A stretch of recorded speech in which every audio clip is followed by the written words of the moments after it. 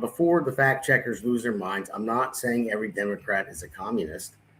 Not even close. In fact, that's exactly my point. The biggest target of this movement isn't Republicans. It's traditional Democrats. That's who they're targeting. The moderates, the liberals, the old school Democrats who still believe in capitalism, strong national defense, law enforcement, and American exceptionalism. I mean, look what happened in New York. Democrat socialists. I can't even say that because they're communists. You know, they're not challenging Republicans in deep blue districts. They're challenging their fellow Democrats. They're removing them. They're replacing them. And now they're moving the party further left with every election cycle. I mean, history shows us that revolutionary movements rarely begin with defeating their enemies. They begin with taking over their allies. And that is what is happening right now. They're taking over. I think the only one we have left is Fetterman, pretty much. So the first people pushed aside often are moderates with their own movement. And that raises a question every Democrat in America should be asking tonight. What happens next? What happens to Democrats being replaced? Do they fight back? Do they draw a line and say enough is enough?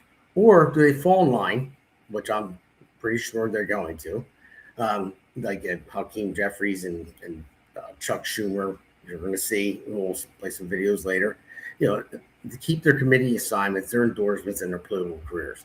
Because power is a powerful thing, because that actually power corrupts, and absolute power corrupts absolutely. So history tells us that many politicians will compromise their beliefs before they surrender their influence. And if that happens, the Democratic Party of Bill Clinton, John Kennedy, and even Barack Obama, well, not really, because he started it, because he's a communist, I believe anyway, and may continue to disappear. The party that once called itself liberal because it could become something entirely different. Not overnight, not all at once, but one primary at a time, one district at a time, one election at a time. I mean, the question for the rest of America is whether this movement remains confined to places like New York, or whether it spreads to states like New Jersey, where I'm from, Pennsylvania, Michigan, and beyond. Because what starts in New York often finds its way into the national conversation. And that's the debate we should be having. Now, whether Republicans can defeat Democrats, maybe. And whether Democrats can defeat Republicans, maybe. But it's the communists that are actually taking over. And they're taking over Democrats first. They're eating them up alive. And then Republicans are going to go next. Because if you think about it, if they control 40% of, say, 35, 40, or even 45%, these communists, and they keep pushing it out, there's a chance that they're going to take over the country. And that's a problem. I mean, people need to really open their eyes.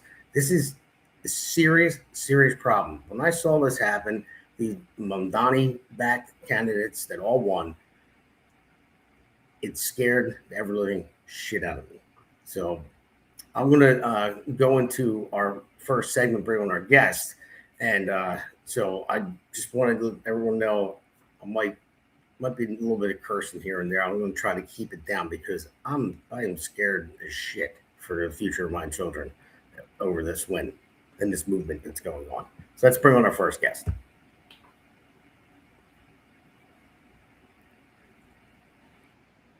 There's Mamdani. Seth Conservative Corner. Thank you for joining from the Pulse. Did you like that little picture of Mamdani? Yeah, well, it caught him like in all his glory. And it got his good side too, so I'm sure he's happy. I'll mail him a picture of it. You should ask for autograph. Yeah.